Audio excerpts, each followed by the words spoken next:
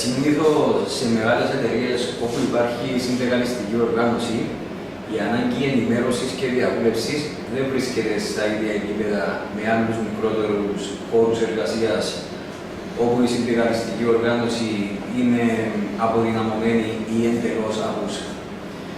Βεβαίως, το γεγονός ότι υπάρχει εργασιακός διάλογος στις μεγάλες επιχειρήσεις δεν σημαίνει ότι βρισκόμαστε και στα ικανοποιητικά επίπεδα. Ασφαλώς χρήζει περαιτέρω βελτίωσης. Επιπρόσθετα, στο δημόσιο και ευρύτερο δημόσιο τομέα, θεωρώ πως τα πράγματα είναι πολύ πιο καλά και πολύ πιο ικανοποιητικά. Από ό,τι φαίνεται τα τελευταία χρόνια και ειδικότερα κατά την περίοδο που η Κύπρος βρισκόταν σε μνημόνιο, οι διαβουλεύσεις και η γενικότερη ενημέρωση των εργαζομένων υπονομεύτηκαν σε μεγάλο βαθμό, ειδικότερα στον ιδιωτικό τομέα και στις μικρομεσαίες επιχειρήσεις. Θεωρώ πως σε κάποιους τομείς της οικονομίας η ενημέρωση και η διαβούλευση των εργαζομένων χρήζει μεγαλύτερης βελτίωσης. Ειδικότερα ο κλάδος του τουρισμού που καλύπτει ένα ευρύ φάσμα εργαζομένων και της οικονομικής βιομηχανίας έχουν τα τελευταία χρόνια υποστεί μεγάλων εργασιακών πολύστημα. Στην περίπτωση των ξενοδοχείων, θεωρώ πως θα έπρεπε να βρισκόταν σε έναν πολύ πιο ικανοποιητικό επίπεδο, αφού τα τελευταία χρόνια παρουσιάζει μια αυξητική πορεία. Η ενημέρωση γίνεται από τα συνδικάτα. Επαγγελματικά στελέχη της κάτοικης τεχνίας ενημερώνονται από την εταιρεία ή οργανισμοί από τον οποίο επιθεωρούν και στη συνέχεια φροντίζουν η πληροφόρηση αυτή να φτάνει στους εργαζόμενους. Βεβαίως, τονίζουμε πως η σωστή και η έγκαιρη ενημέρωση θα πρέπει να γίνεται κατόπιν θεσμοθετημένων οργάνων που λειτουργούν στην εταιρεία ή στον οργανισμό. Δυστυχώς, στις πλήστες των περιπτώσεων, η ενημέρωση γίνεται κατόπιν επισκέψεων των συνδικαλιστικών στερεών και αφού καταβληθεί η ιδιαίτερη προσπάθεια εκ μέρους τους. Η συγκεκριμένη νομοθεσία θα μπορούσε να προνοούσε αυστηρότερες ποινές, ούτως ώστε να είναι και αποτρεπτική για τους εργοδότες. Ταυτόχρονα, θα μπορούσε να υπήρχε καλύτερη ενημέρωση και έλεγχος της νομοθεσίας από πλευράς του κράτους, ούτως ώστε οι εργοδότες να συμμορφώνονται με την νομοθεσία. Οι συνδικαλιστές είναι κατάλληλα καταρτισμένοι σε θέματα ενημέρωσης και διαβούλευσης. Αυτό που θα έλεγα ότι χρειάζεται είναι να δοθεί περισσότερη σημασία και να σχεδιαστούν πολιτικές τέτοιες που να προωθούν την νομοθεσία της ενημέρωσης και διαβούλευσης στους χώρους εργασίας. Αυτό νομίζω ότι θα βοηθήσει τα μέγιστα στο να αντιληφθεί ο κάθε εργαζόμενος τα δικαιώματα που έχει στον χώρο εργασίας του. Βέβαια, υπάρχει ανάγκη για ενημέρωση και διαβούλευση για τον λόγο ότι οι πλήστοι εργαζόμενοι δεν γνωρίζουν το κεφάλαιο της διαβούλευσης.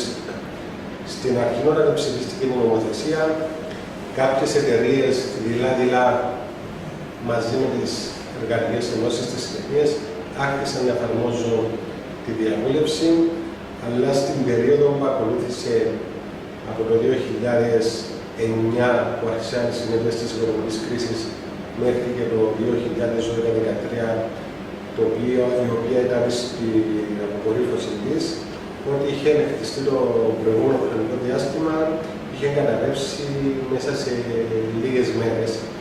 Έκτοτε η ανεργία αυξήθηκε στο 17% από 3,5% που ήταν προηγούμενος και αυτό έχει λειτουργήσει αρνητικά στο κεφάλαιο της διαβούλευσης.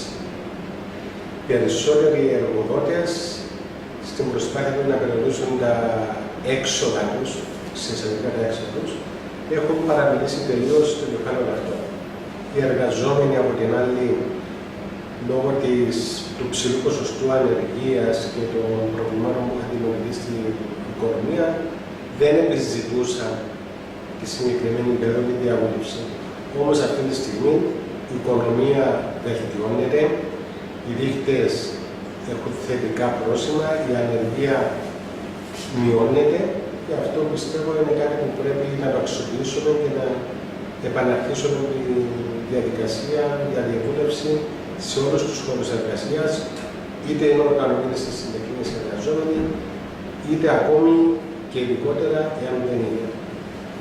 Στην Κύπρο το σύστημα που ακολουθούμε με τα κοινά αυτών των ρόλων στις συνδικαλιστικές οργανώσεις, πιθανώς σε άλλες χώρες να υπάρχουν συμβούλια εργαζομένων λόγω του μεγέθους, όπως στην Κύπρο υπάρχει η ιδιαιτερότητα ότι η συντριπτική πλειοψηφία των επιχειρήσεων είναι μικρομεσαίες και οικογενειακές επιχειρήσεις και αυτό δυσχεραίνει σε μεγάλο βαθμό τη δημιουργία συμβουλίων επιχειρήσεων.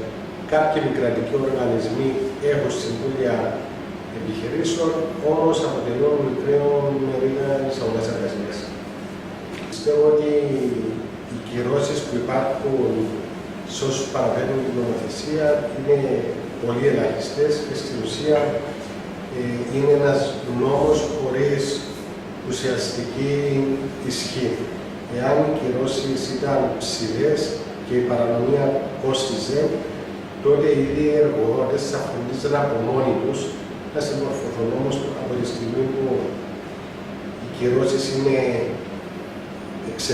εξευτελιστικά τα ποσά και σε περίπτωση που κάποια υπόθεση είχα παραδεχθεί στο δικαστήριο, το διοικητικό κόστος του κράτους που θα κινηθεί εναντίον του εργοδότη θα είναι πολλαπλάσιο από το μάξιμο κόστος που θα έχει ο εργοδότης, τότε αυτό λειτουργεί αποτελεσματικά. Θα ήταν καλό η νομοθεσία να επανεξεταστεί και να γίνει πιο αυστηρή, ώστε να έχει πραγματική ισχύ και εφαρμογή. Πιστεύω ότι οι συνδικαλιστές χρειάζονται εκπαίδευση, επανεκπαίδευση σε αυτό το σημείο. Είναι ένα σημείο το οποίο πρέπει να εκτεθούμε σε σημαντικό βαθμό, ώστε να μπορέσουμε να εξασκήσουμε ουσιαστικά τον ρόλο που η κοινωνία μας έχει δώσει. Πιστεύω ότι χρειάζονται αρκετά βήματα προς το θετικό σε αυτήν την περίπτωση.